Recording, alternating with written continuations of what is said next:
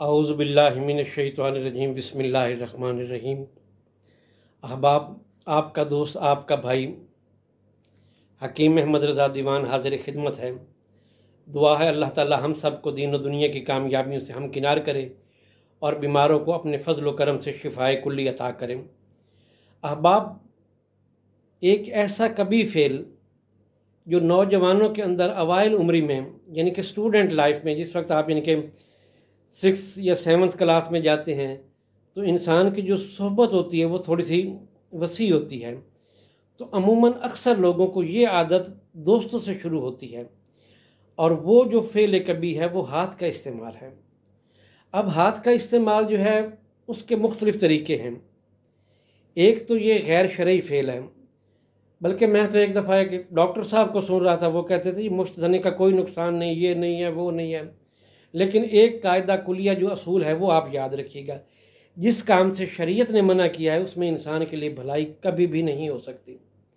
और मैंने अक्सर नौजवानों को देखा है, जब वो अवाइल उम्री में, इब्तदाई अय्याम में इस्तेमाल करते हैं हाथ का इस्तेमाल, तो ज़ाहिर बात है, एक छोटी सी मिसाल आपको देता हूँ। मसलन आप एक दरख्त से कच्चा फल तोड़ लें, ना तो उसमें शरीनी होगी, ना उसमें लज्जत होगी, ना ही वो आपको फ़ायदा देगा।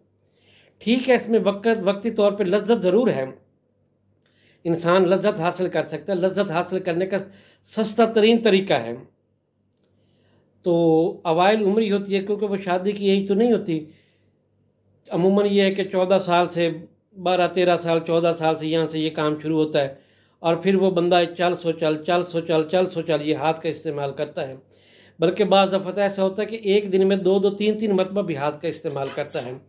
और कभी कभार ऐसा होता है कि बाथ में जाकर साबुन से, कभी रात को सोए पड़े बिस्तर में, मुख्तलिफ़ तरीक़ों से करता है, तो उससे जो नफ्स के पट्टे हैं वो डैमेज होना शुरू हो जाते हैं।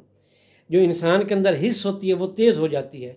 मादा तौलीद गर्मी की वजह से, जब गर्मी अंदर से बढ़ती है तो वो इंतहाई मादा तौलीद पतला हो जाता है, पानी की तरह हो जाता है, टाइमिंग इंसान की सिफर हो जाती है, नफ्स के जो पट्टे होते हैं वो इंतहाई कमज़ोर हो जाते हैं।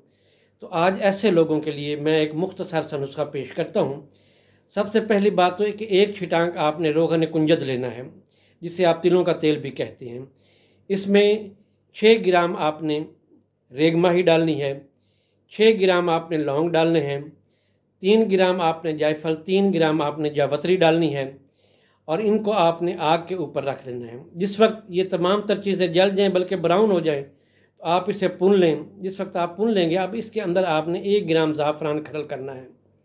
अगर हो सके, यहाँ तक नुस्खा मुकम्मल है, हो सके तो चर्बी शेर, चर्बी रीछ, वो भी आप 1-1 तोला शामिल कर लें, और ये नफ्स के मुर्दा रगों को जो है वो भी बहाल कर देगा। मैंने कई दोस्तों को बताया, कई अपने जो हुकामात भाई हैं उनको बताया है, वो बनाते हैं और अपने मरीज़ों को इस्तेमाल करते हैं। अल्हम्दुलिल्लाह बहुत अच्छा रिज़ल्ट है। ये सीने का राज था, आपके साथ शेयर कर रहा हूँ। जो आगे तरकीब है ये असातिज़ा की बताई हुई है, ये मेरी अपनी नहीं है। और हमने भी इसी तरीके से कि आप ज़ाफ़रान तक कंप्लीट है, हो सके बेहतर है तो चर्बी शेर, चर्बी रीछ मिल जाती है, वो आप शामिल करें और मुझे दुआओं में याद रखिएगा। इजाज़त दें, अल्लाह हाफ़िज़।